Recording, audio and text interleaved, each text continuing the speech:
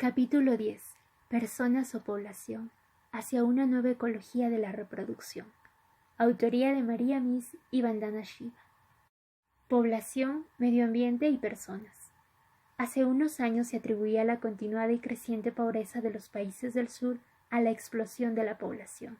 Desde la aparición de los límites del crecimiento, cada vez está más extendida la idea de que el crecimiento de la población constituye la causa principal del deterioro del medio ambiente a escala global. Esta supuesta relación causal entre el creciente número de gente y la destrucción de los fundamentos ecológicos de la Tierra fue recalcada con vehemencia en el discurso político suscitado por la Conferencia de las Naciones Unidas sobre el Medio Ambiente y el Desarrollo, celebrada en junio de 1992 en Río de Janeiro.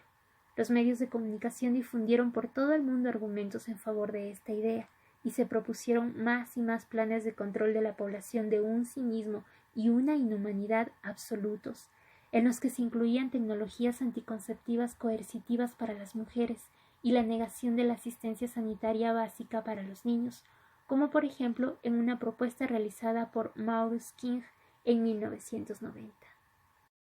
Ya no se puede negar que la industrialización, el progreso tecnológico y el opulento estilo de vida de los países desarrollados han sido la causa de la aceleración del deterioro del medio ambiente en todo el mundo. Las principales amenazas son 1. El deterioro de la tierra, por ejemplo, la desertización, la salinización, la pérdida de terrenos cultivables. 2. La deforestación, sobre todo en las selvas tropicales. 3. El cambio climático debido a la destrucción de la capa de ozono. Y 4. El calentamiento del planeta, debido principalmente a la subida del índice de dióxido de carbono y de otras emisiones gaseosas. Pero, en lugar de examinar las verdaderas causas de estas amenazas, las cuales se temen estén aproximándose a umbrales catastróficos, actualmente se atribuyen en casi todo el mundo a una única causa, el crecimiento de población.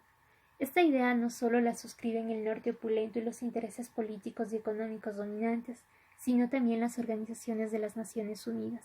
De ahí que en su informe anual Estado de la Población Mundial 1990, el Fondo de Población de las Naciones Unidas, FNUAP, afirme lo siguiente. Por encima de cualquier clase de tecnología dada, cualquier nivel de consumo o despilfarro dado, o cualquier nivel de pobreza o desigualdad dado, cuanta más gente haya, mayor será el impacto en el medio ambiente. Fin de la cita. En el norte opulento se ha producido un descenso del índice de natalidad, pero este se equilibra por la inmigración. Se piensa que los culpables de esta situación son las personas que viven en los países pobres del sur. Durante los próximos 35 años, nada menos que el 95% del crecimiento mundial de la población se dará en los países en vías de desarrollo de África, Asia y América Latina. La población del mundo está creciendo a un ritmo de 3 personas por segundo, o lo que es lo mismo, de 1/4 de personas al día. En ningún momento de la historia había crecido tan rápidamente. El crecimiento más veloz se da en los países en vías de desarrollo, pero ¿será capaz el deteriorado medio ambiente de la Tierra de mantener a semejante cantidad de personas durante los años 90 y las décadas posteriores? No se tienen en cuenta el sistema mundial del colonialismo y explotación, ni el paradigma de desarrollo imperante, ni los derrochadores hábitos de consumo y producción de las sociedades industrializadas, que son responsables de la mayor parte de la destrucción del medio ambiente, como de hecho se reconoce en el informe del FNUAP. Dice, en la actualidad la responsabilidad de la mayor parte de los recursos usados y los desechos producidos corresponde en gran medida a la población más rica, la que vive en los países industrializados. Estos son los países sobre los que pesa la abrumadora responsabilidad tanto de la acidificación y el deterioro de la capa de ozono, como de aproximadamente las 2/3 partes del calentamiento del planeta. Fin de la cita. Pese a estas revelaciones, sin embargo, el plan más importante para frenar estas tendencias amenazadoras consiste en detener el crecimiento de la población. Esto significa que no son los ricos que son los causantes de los problemas, los que deben tomar medidas, sino los pobres de los países explotados del sur. Los argumentos en favor de esta lógica malthusiana suelen estar basados en previsiones estadísticas, las cuales a su vez se basan en la suposición de que toda la gente que vive en el sur acabará siguiendo con el tiempo el modelo social y económico del norte industrializado, el modelo del crecimiento. Tales argumentos siempre comienzan con frases como las siguientes: continúan las tendencias actuales, se repite el modelo del pasado. Un ejemplo de esto es la previsión de crecimiento de la producción automovilística. Dice: cuando aumenten las rentas, los estilos de vida y las tecnologías acabarán asemejándose a los de Europa, Norteamérica o Japón. Se dará un incremento del número de propietarios de automóviles. Desde 1950 se ha duplicado la población humana, pero la población automovilística se ha multiplicado por 7. Se prevé que durante los próximos 20 años el parque de automóviles del mundo se incrementará de los 400 millones que hay en la actualidad a 700 millones, una tasa de crecimiento 2 veces superior a la de la población humana. Fin de la cita. Tras semejante afirmación, cabría esperar que se redujese la velocidad de producción automovilística del norte, pero en cambio lo que leemos es: continúan las tendencias actuales. Los países en vías de desarrollo emitirán 16.600 millones de toneladas de carbono al año antes del 2025, más de 4 veces más que los países desarrollados en la actualidad. Fin de la cita.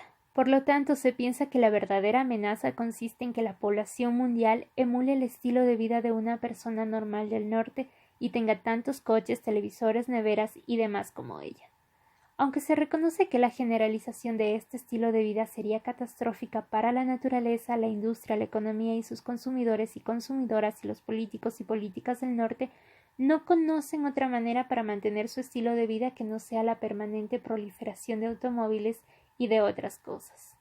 La población automovilística debe crecer, pero en cambio la población humana del sur, aquellos que no compran coches, deben disminuir a fin de limitar el daño medioambiental que causa la primera.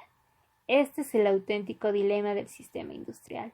No desea abandonar su crecimiento, de modo que culpa del daño que causa a sus víctimas, las poblaciones pobres del sur, sobre todo las mujeres que tienen demasiados hijos o hijas. Esto se hace patente tras la lectura del informe del FNUAP, correspondiente a 1990. En el cual se indica que las mujeres necesitan técnicas de planificación familiar y son las principales responsables del deterioro del medio ambiente. En la sociedad patriarcal, las mujeres son responsables de la creación y el mantenimiento del agua, el combustible, los alimentos y el pienso, y de la conservación de la tierra, es decir, de la subsistencia. Pero cuanto más, entre comillas, desarrollo y modernización propague el norte, más se les empuja a las mujeres hacia los márgenes de sus sistemas de mantenimiento de vida. Se les acusa de destruir los bosques para obtener combustible, de contaminar y agotar los recursos de agua para obtener agua potable, y de agotar los recursos de la tierra porque engendran demasiadas bocas de más que alimentar. Todos los métodos que propone el informe del FNUAP para frenar el exceso de población se dirigen a la mujer. La responsabilidad del hombre por el gran número de nacimientos y su culto al machismo solo se mencionan de pasada. Se afirma que la mayoría de las mujeres del sur quieren tener menos hijos e hijas, pero a los hombres no se les nombra cuando se trata el tema de los métodos anticonceptivos. Parece que se teme que atacar directamente e intentar cambiar la cultura patriarcal pueda tomarse como una interferencia y una imposición del imperialismo cultural del norte. Si cualquier organización de las Naciones Unidas atacara a la cultura patriarcal en lo que se refiere a las relaciones sexuales, probablemente se produciría reacciones de tipo político. Lo que se propone en cambio es una política para mejorar la condición de las mujeres. Esta política consiste fundamentalmente en exigir el fomento de la educación, la salud y las oportunidades de obtención de ingresos de las mujeres. Se da por supuesto que las mujeres más instruidas practicarán la planificación familiar, como muestran varios ejemplos.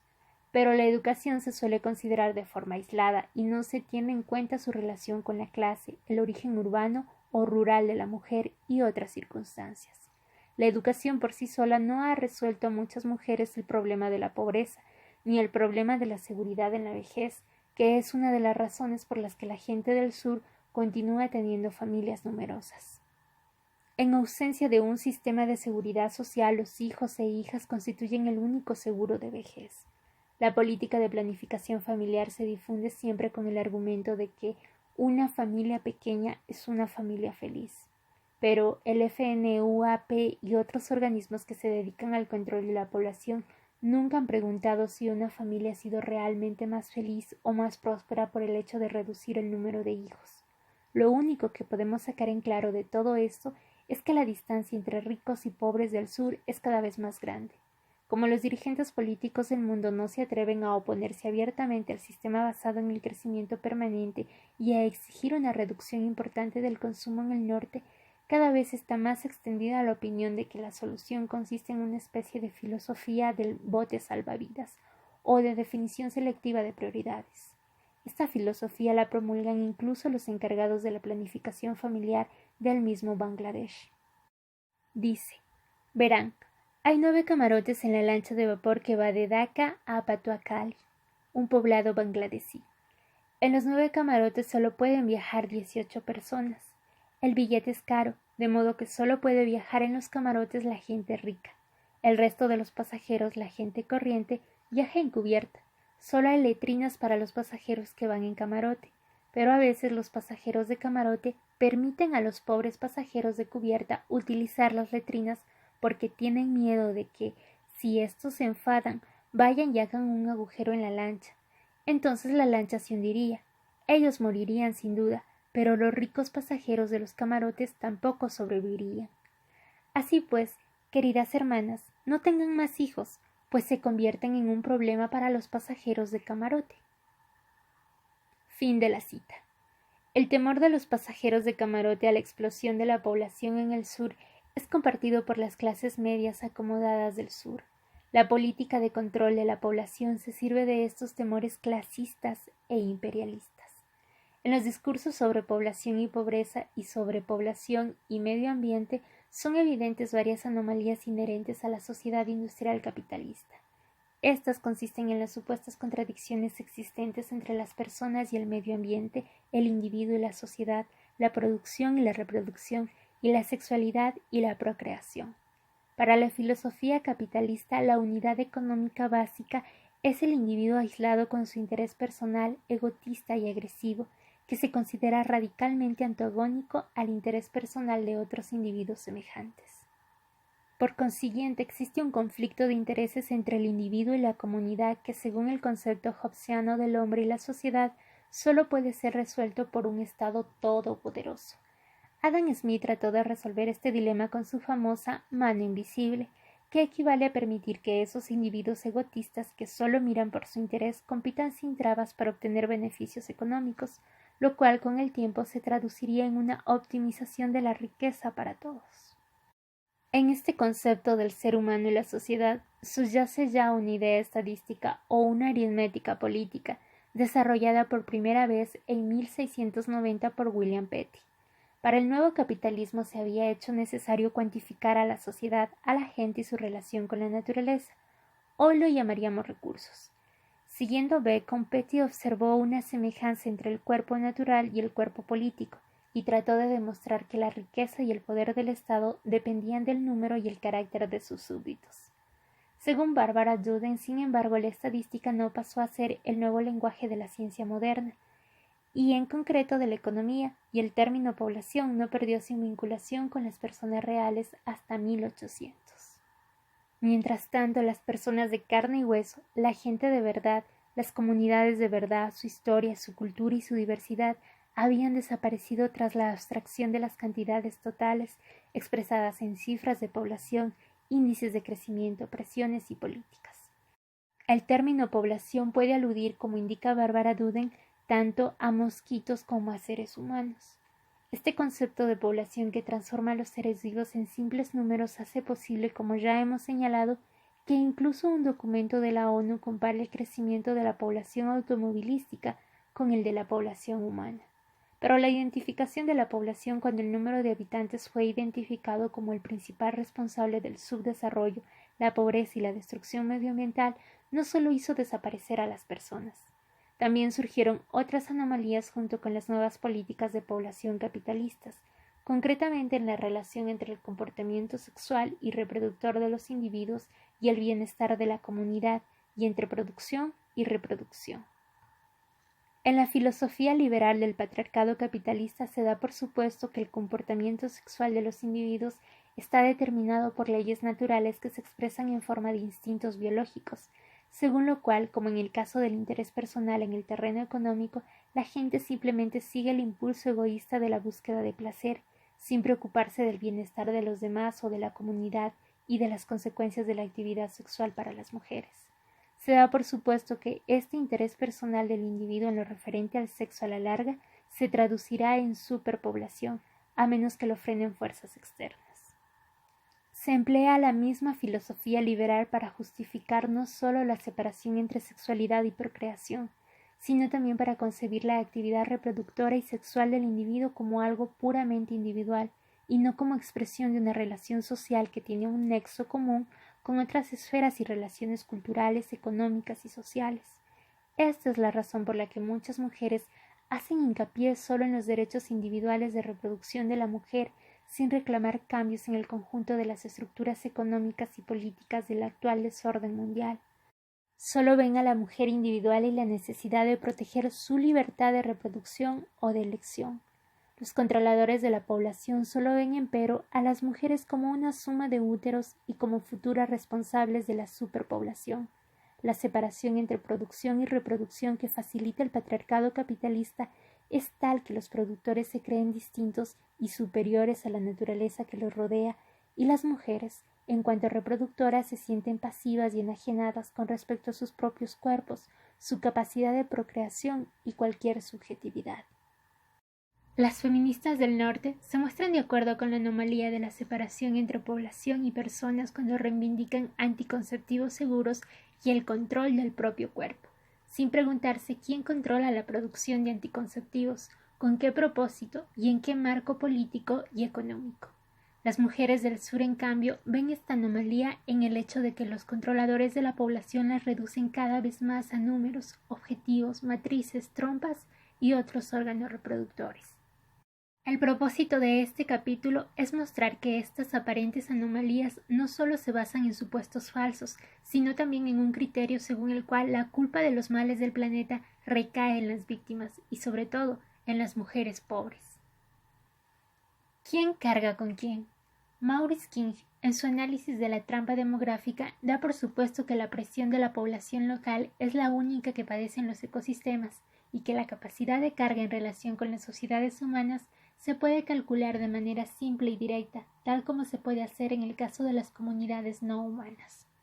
La mayoría de los ecosistemas del tercer mundo, sin embargo, no sostienen simplemente a la población local, también sostienen las demandas del norte en materia de consumo y materias primas para la industria. Esta demanda de los recursos del tercer mundo comporta una reducción del umbral de mantenimiento de la población local, es decir, lo que sería una población sostenible sobre la base de la producción local, los hábitos de consumo y el estilo de vida, pasa a ser insostenible a causa de la explotación externa de los recursos.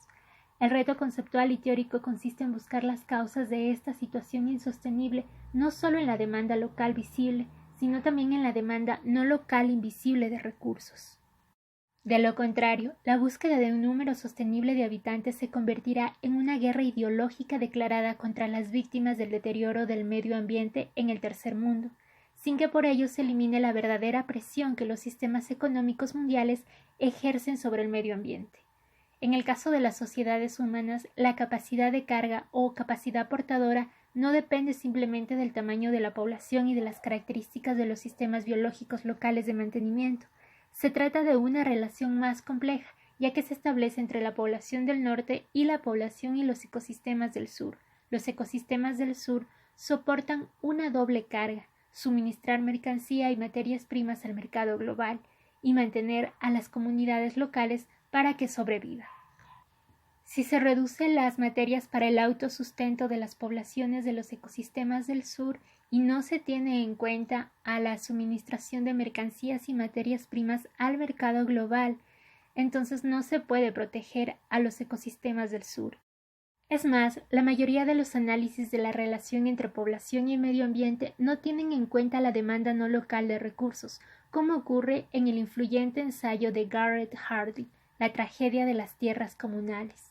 Lo que no advierte es que el deterioro de las tierras comunales se acelera cuando se cercan las tierras, es decir, cuando dejan de ser comunales para ser privatizadas. El cercamiento de las tierras comunales separa a la población de los recursos. La población es expulsada y los recursos son explotados para beneficio de particulares. En Inglaterra, el cercamiento de las tierras comunales obligó a los campesinos a abandonar el campo para que pudieran pastar las ovejas. Con los cercamientos los animales engordan y la gente enflaquece. El ganado se come al hombre. Fueron algunas de las frases con las que se describieron las consecuencias de los cercamientos. La capacidad de carga se había convertido en un problema, puesto que ya no se podía disponer de la tierra para mantener a las personas, sino para mantener al ganado, sobre todo con el fin de suministrar lana a la emergente industria textil británica. Se convirtió a las personas privadas de derechos en un recurso cuyo valor se medía solo por el precio de mercado de su fuerza de trabajo. La expulsión de la tierra hace necesario el crecimiento numérico de la población. Pero no todos estos campesinos y campesinas, artesanos y artesanas pobres, expulsados de su tierra y privados de los bienes comunales, fueron absorbidos por la creciente industria como trabajadoras y trabajadoras asalariados libres. Muchos tuvieron que emigrar a las nuevas colonias de América y Canadá, o fueron deportados a Australia por hurtos de poca monta y otras faltas. Tras el violento desalojo de la población de las tierras altas escocesas para hacer sitio para el ganado, muchos habitantes de la región se vieron obligados a emigrar a Canadá para trabajar de leñadores o fueron reclutados por el ejército británico para luchar en las nuevas colonias. En otros países en vías de industrialización de Europa se emplearon procedimientos análogos: privatización de tierras comunales, expulsión de la gente pobre de las zonas rurales, y sus masas depauperadas fueron exportadas a las colonias. A partir de la mitad del siglo XIX se produjo una oleada de migraciones en masa de europeos y europeas pobres a Norteamérica y otras colonias como Brasil y África del Sur. La oleada de migraciones que tuvo lugar tras la Segunda Guerra Mundial no se restringió, sin embargo, a la gente pobre. Fue esta emigración de la gente pobre y ambiciosa de Europa y no los avances en medicina, el aumento del nivel de vida en general y la invención de nuevos anticonceptivos lo que provocó un descenso de la población en Europa. Las consecuencias de la colonización y de los proyectos de desarrollo en el Tercer Mundo han sido las mismas que tuvo el cercamiento de las tierras comunales en Gran Bretaña y Europa. El crecimiento de la población no es una causa de la crisis medioambiental, sino un aspecto de esta, y tanto el uno como la otra están relacionados con la enajenación de recursos y la destrucción de medios de vida iniciadas por el colonialismo y continuadas luego por los modelos de mal desarrollo impuestos por el norte. Hasta 1600 la población de la India fue de entre 100 y 125 millones. En 1880 permanecía estable.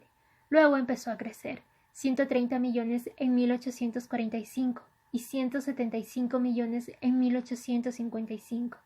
194 millones en 1867 y 255 millones en 1871. El comienzo de la explosión de la población coincide claramente con la expansión del dominio británico en la India, cuando la población fue despojada de sus recursos, derechos y medios de vida. Lo que tampoco se tiene en cuenta en el discurso de la capacidad de carga es la historia de la intervención colonial en el comportamiento reproductor de las personas. Al igual que en Europa, esta intervención estuvo motivada en un principio por la necesidad de más mano de obra a la que poder recurrir cuando hiciera falta, mano de obra liberada de las actividades relacionadas con la subsistencia y obligada a realizar un trabajo productivo en las plantaciones, granjas, caminos, minas, etc., en beneficio del capital extranjero.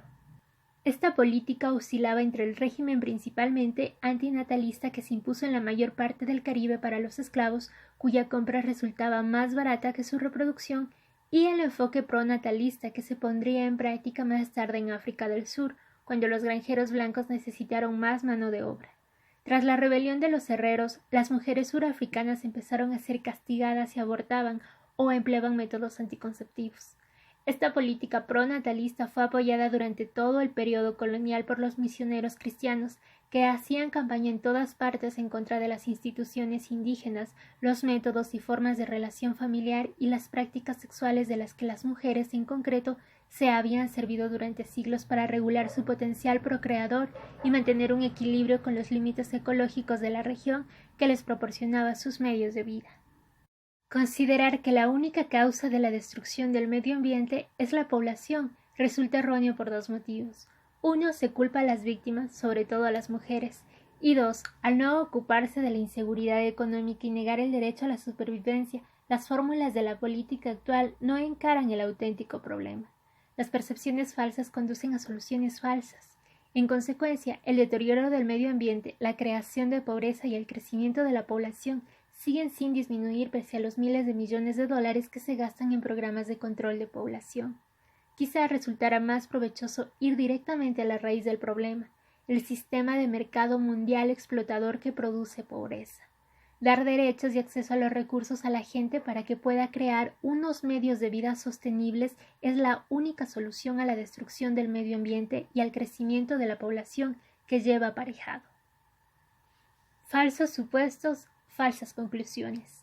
El discurso según el cual la explosión de la población es el principal responsable de la destrucción del medio ambiente es también erróneo en la medida en que se basa en varios supuestos y teorías patriarcales y eurocéntricos que, a la luz de un cuidadoso análisis sociohistórico, resultan insostenibles. El primero de estos es la conocida Ley de la Población, la Ley de la Población malthusiana, según la cual la población crece geométricamente mientras que la producción de alimentos crece aritméticamente. Esta ley se basa en lo que los demógrafos denominaron luego el concepto de la fecundidad natural, esto es, la fecundidad humana incontrolada, desenfrenada, sin recurso a la anticoncepción o al control de natalidad, lo cual comporta un proceso biológico puramente inconsciente.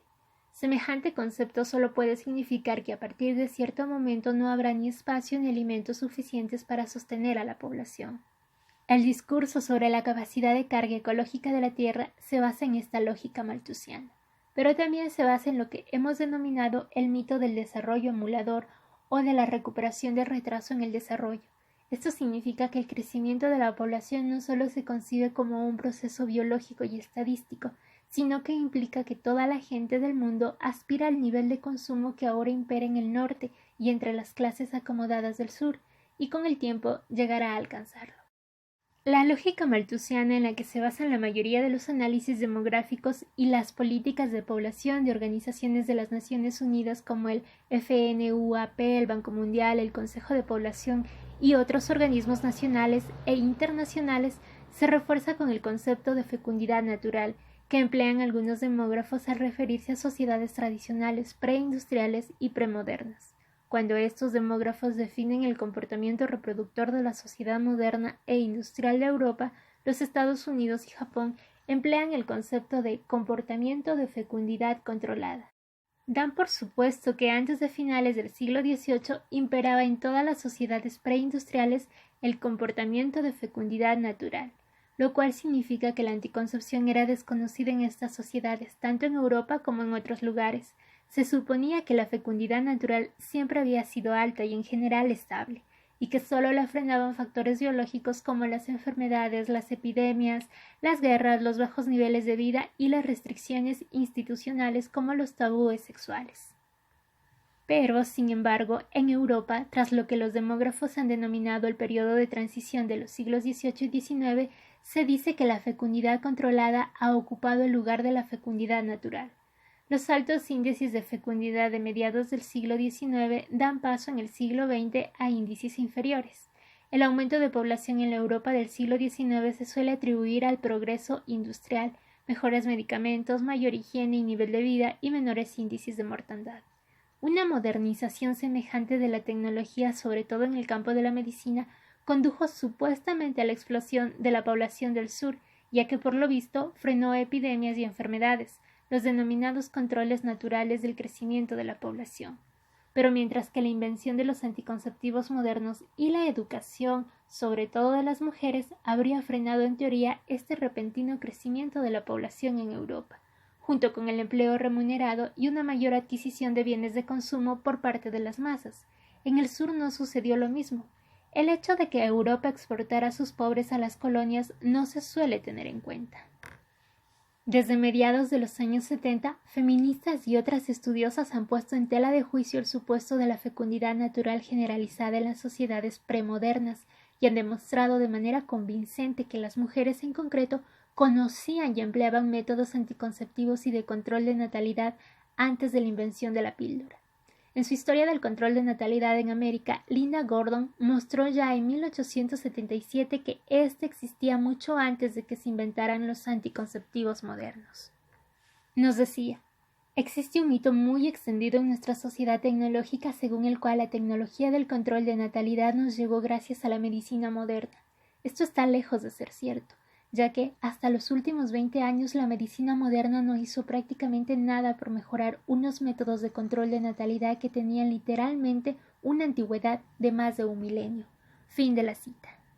Desde tiempos antiguos las mujeres han conocido métodos y técnicas de control de natalidad casi en todas partes.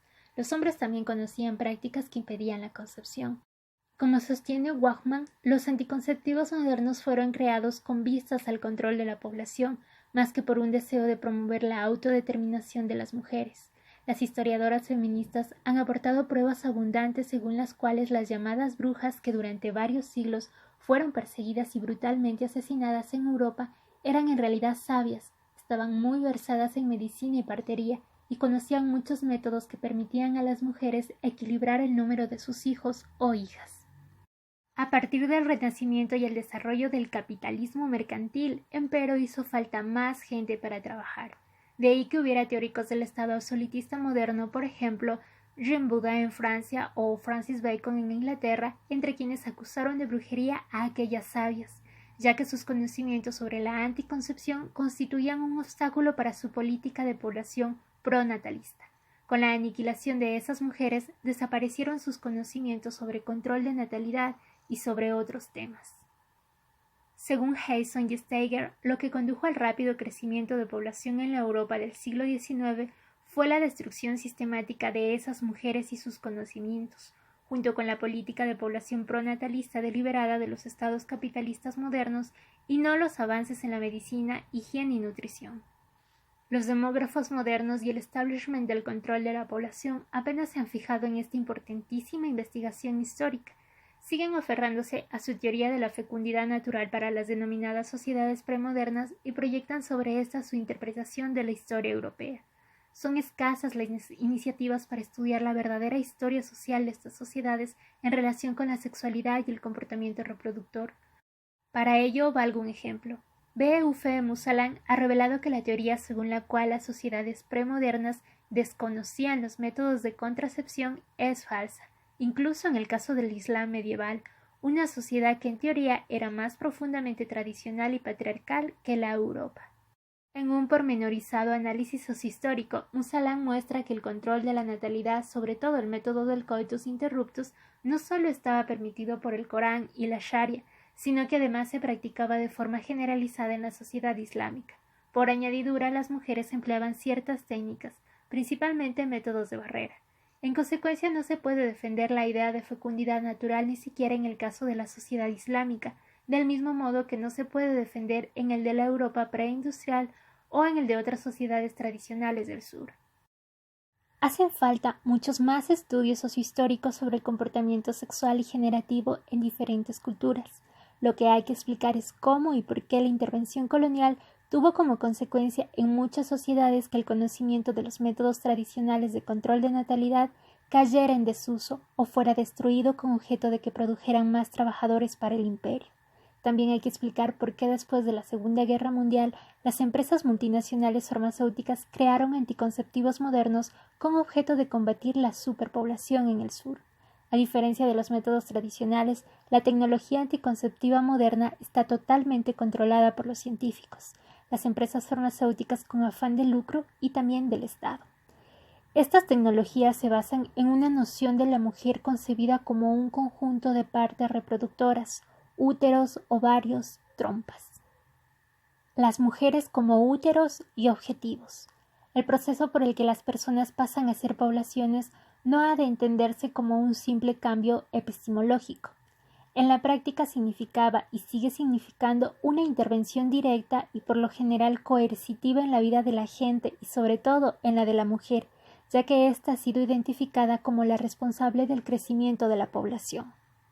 Siguiendo esta lógica divisória y cuantitativa del patriarcado capitalista y la ciencia moderna reduccionista, tanto los controladores de la población como los desarrollistas formulan un concepto de las personas y de las mujeres, que separa a las primeras de su base de recursos y a las segundas de sus órganos reproductores.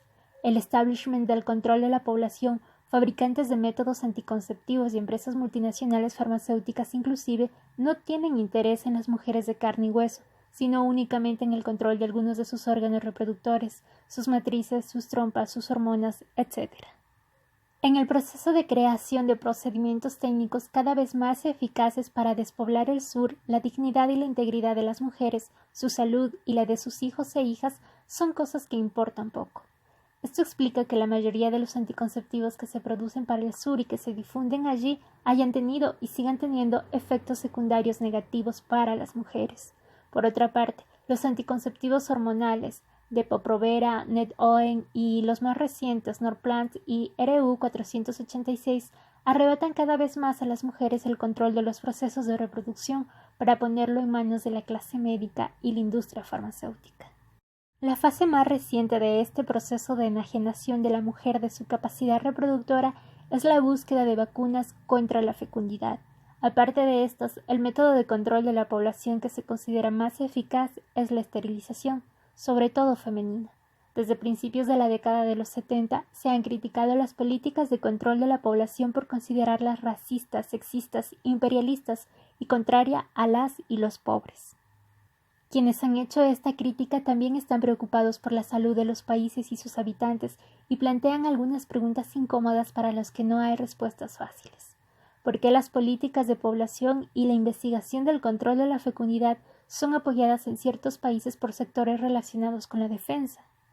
¿Por qué consideran el crecimiento de población como una amenaza para la seguridad e intervienen coaccionando sutilmente a los gobiernos de los países y a través de estos a sus habitantes, que de forma casi invariable resultan ser mujeres? Si una política de población rigurosa es en el fondo una medida contra la pobreza, ¿por qué son ahora más pobres y sufren más privaciones los países latinoamericanos que han hecho esterilizar al 80% de sus mujeres?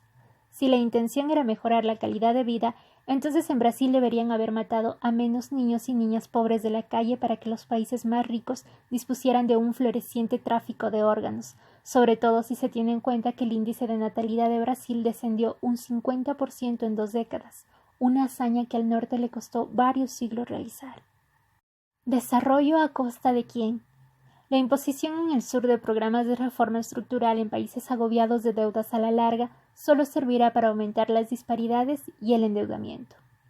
Estadísticas estremecedoras dan fe del aumento de la mortalidad materna e infantil, el incremento del número de niños y niñas de la calle y el descontrol urbanístico. A lo largo de la historia, los países latinoamericanos, asiáticos y africanos han padecido un brutal saqueo de sus pueblos y recursos con el fin de mejorar las economías del norte. En la actualidad, mientras se responsabiliza al aumento de población del deterioro del medio ambiente, los bosques de Sarawak están siendo arrasados y sus habitantes están quedándose sin hogar en su propia tierra para que el Japón pueda tener su suministro de palillos de usar y tirar. Los bosques de Indonesia están siendo talados para fabricar papel higiénico y pañuelos de papel, y los bosques del Amazonas están siendo quemados para construir ranchos de ganado y hacer hamburguesas de carne de vacuno. El saqueo de estos países continúa con prácticas de comercio mundial y condiciones de devolución de los créditos injustificables y deudas con tipos de interés disparatados. A medida que aumente la pobreza y de forma concomitante la inseguridad social, la gente pobre y analfabeta tenderá a buscar seguridad en el número y los gobiernos de los países tendrán que aplicar medidas cada vez más coercitivas a fin de cumplir las condiciones de control de la población vinculadas a la ayuda exterior. Con la aprobación de su primer plan quinquenal en 1951, India fue el primer país que formuló una política nacional de población. Era una política impuesta desde arriba como no podía ser de otra manera, con procedimientos centralizados de planificación, financiación y control, y que debía ser aplicada a escala estatal y local. Guiada, formulada y concebida por organismos extranjeros, el gobierno indio y sus funcionarios tenía que encargarse de su ejecución. No hizo falta el informe de evaluación de mitad de quinquenio de la Comisión de Planificación para juzgarla un fracaso, ya que las estadísticas revelaban que no había satisfecho las necesidades de la gente. Tras el fracaso de la coactiva campaña de esterilización llevada a cabo durante la crisis de 1975 a 1977, se cambió el nombre del programa Planificación Familiar por el de Bienestar Familiar, pero las estrategias y los planteamientos con respecto a las mujeres siguieron siendo los mismos. Se las consideraba seres estúpidos, analfabetos e ignorantes que solo querían tener hijos. Evidentemente era necesario poner coto a su fecundidad. Para las personas dedicadas a la asistencia sanitaria, las políticas indias de control de la población constituyeron una doble tragedia. En primer lugar, porque ni comprendían ni satisfacían las necesidades anticonceptivas de las mujeres. En segundo lugar, porque marginaban y eclipsaban el resto de la labor de asistencia sanitaria. La actual política de control de la población en el sur ha sido criticada no solo por las personas preocupadas por el orden mundial explotador e imperialista, sino también por los y las personas agentes de salud y por las feministas, sobre todo en el sur.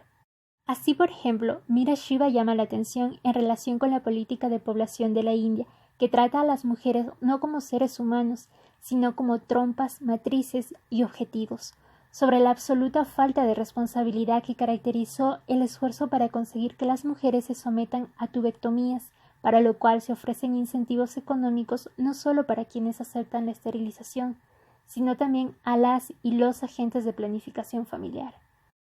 En un contexto social en el que se han intentado hacer pocos cambios en otras áreas, la coacción es el palo con el que se golpea la tasa de crecimiento de población. El precio que han tenido que pagar las mujeres constituye a todas luces una violación de su dignidad y una negación de su derecho a recibir información imparcial, asistencia eficaz y segura en materia de anticoncepción y servicios de seguimiento que asuman la responsabilidad por los resultados del proceso ante las personas interesadas.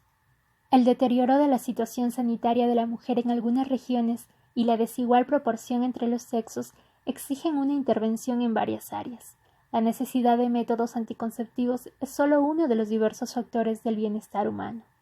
Mira Shiva, activista en el campo de la sanidad, ha escrito sobre los efectos secundarios de varios métodos anticonceptivos que se han probado con mujeres indias, todos los cuales se promueven afirmando que son seguros y eficaces en un 100%.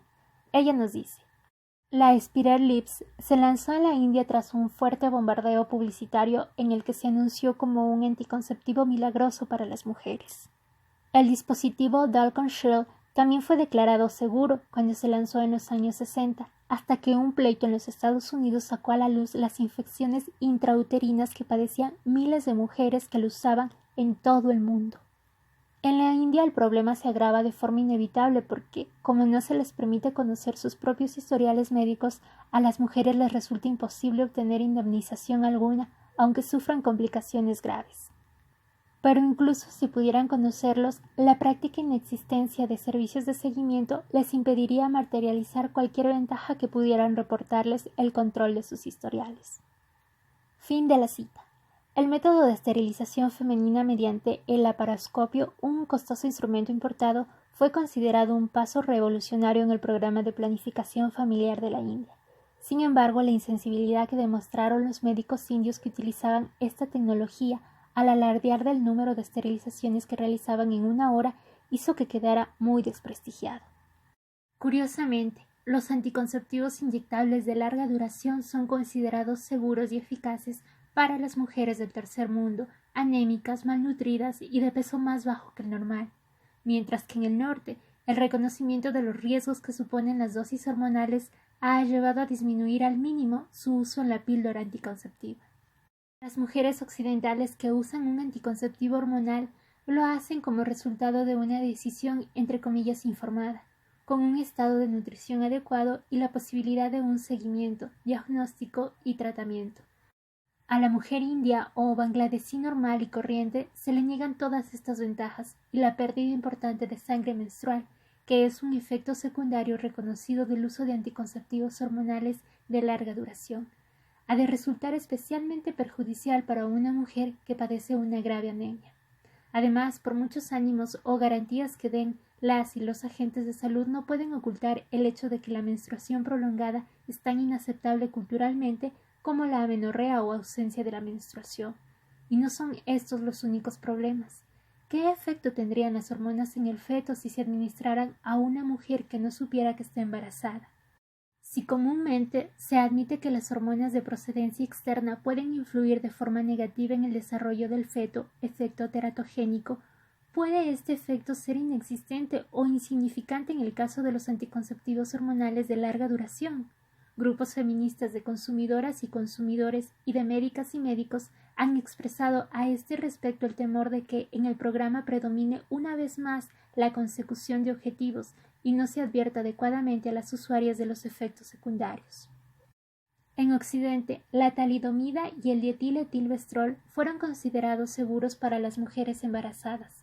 Nadie cayó en la cuenta de que los niños y las niñas nacerían sin extremidades por efecto del primero, ni de que los efectos a largo plazo del segundo causarían cáncer cervical y de mama, ni de que incluso la siguiente generación resultaría afectada, ya que las jóvenes hijas adultas sufrirían cáncer de vagina y los hijos anomalías en los testículos.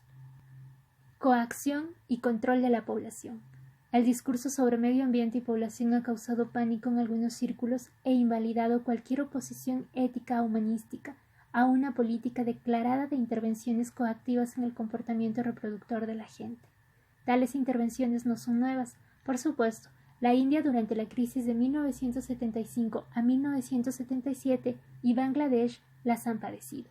Farida Akhter de Bangladesh es una de las personas que ha criticado con menos reservas esta política coactiva de despoblación. En numerosos discursos y artículos ha mostrado de manera convincente que los programas de control de la población han sido concebidos para servir a los intereses comerciales de las multinacionales farmacéuticas, que les han sido impuestos a los habitantes de Bangladesh como condición previa para obtener ayudas y créditos, y que la coacción se emplea cada vez más a la hora de ponerlos en práctica. Por añadidura, en Bangladesh la esterilización se realiza sin que las mujeres pasen un reconocimiento previo. Se esteriliza incluso a las mujeres embarazadas, pero el gobierno, que es el responsable de llevar a cabo estos programas, no tiene programa alguno para ocuparse de los problemas de salud que sufren las mujeres a consecuencia de ellos. En la India y Bangladesh, las mujeres las utilizan de cobayas para probar los nuevos anticonceptivos hormonales.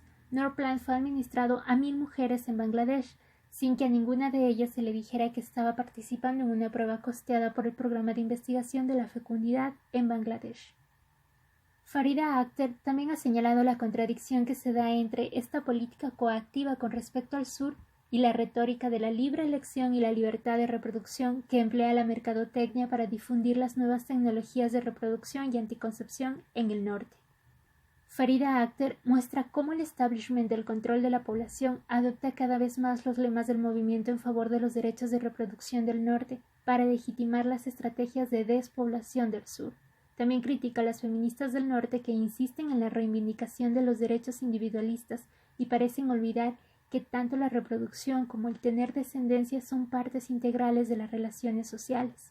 Aislar el comportamiento reproductor y sexual del individuo del tejido social solo puede ser perjudicial para las mujeres, tanto en el sur como en el norte.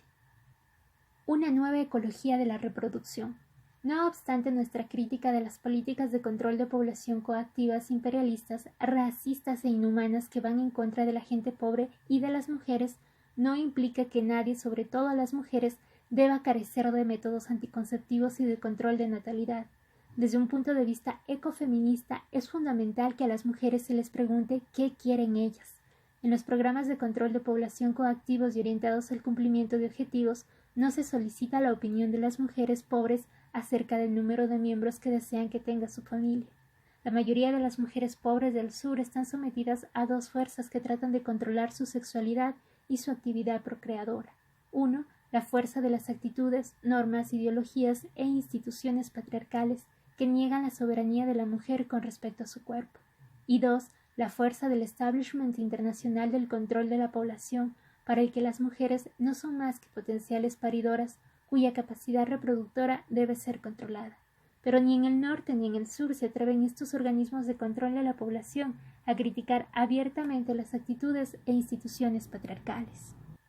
El planteamiento ecofeminista, empero, no consiste en contemplar la reproducción de forma aislada, sino en verla a la luz de las relaciones entre hombre y mujer, la división del trabajo por sexos, las relaciones sexuales y la situación social, política y económica en conjunto, todo lo cual está hoy en día influido por la ideología y las prácticas capitalistas y patriarcales.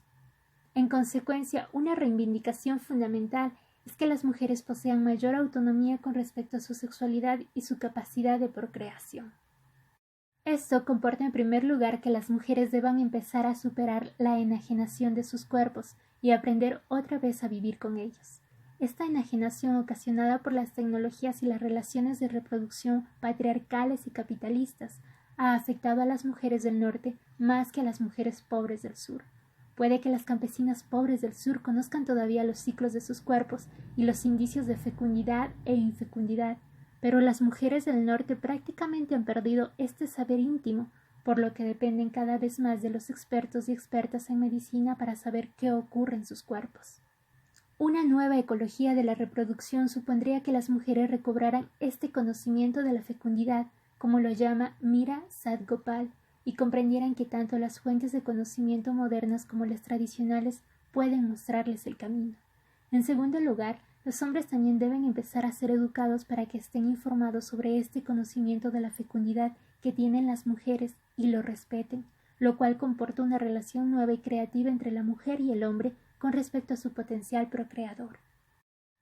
También es fundamental tener presente que la relación sexual debe asimismo ser entendida como una relación ecológica integrada en el conjunto de relaciones de producción. A menos que se libren estas relaciones de la explotación y la dominación, los opresores, al igual que las oprimidas, sufrirán unas consecuencias ruinosas. Librar las relaciones sexuales de la explotación y la dominación patriarcales no es solamente una cuestión de tecnología anticonceptiva, sino que exige un cambio en las actitudes y estilos de vida, en las instituciones y en la conducta cotidiana de hombres y mujeres. Salta a la vista que el lanzamiento de nuevos métodos anticonceptivos no se ha traducido en el cambio radical en las relaciones sexuales que se esperaba, ni siquiera en el norte. Los procedimientos tecnológicos no pueden facilitar el cambio social, como tampoco puede la tecnología librar por sí sola a las relaciones de producción o la tierra de la explotación y la dominación. Si hombres y mujeres empiezan a entender el trato sexual como una relación de cariño y amor con la naturaleza, consigo mismos y con sus parejas, entonces también serán capaces de encontrar los métodos de control de natalidad que no perjudiquen a las mujeres. Una relación de amor y de cariño de este tipo daría lugar a una nueva comprensión de la sexualidad, no como un impulso egoísta y agresivo, sino como la capacidad humana para relacionarnos con nosotras mismas o nosotros mismos, con las y los demás, y en consecuencia, con la tierra y con todos sus habitantes. Fomentar esta nueva ecología de la sexualidad y la reproducción es fundamental si se desea poner las condiciones para que las mujeres mantengan su dignidad humana. Es aún más importante para los hombres a los que en la sociedad militarista y patriarcal se les enseña a identificar la sexualidad con la agresión. Esta agresión, sin embargo, no la dirigen tan solo contra sus parejas en las relaciones sexuales, sino también contra sí mismos.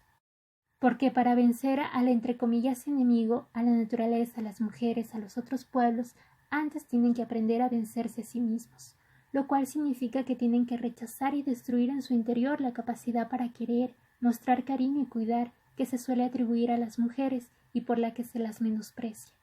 Esta nueva comprensión de la sexualidad no patriarcal se puede fomentar junto con los cambios en la división sexual del trabajo, la economía y la política.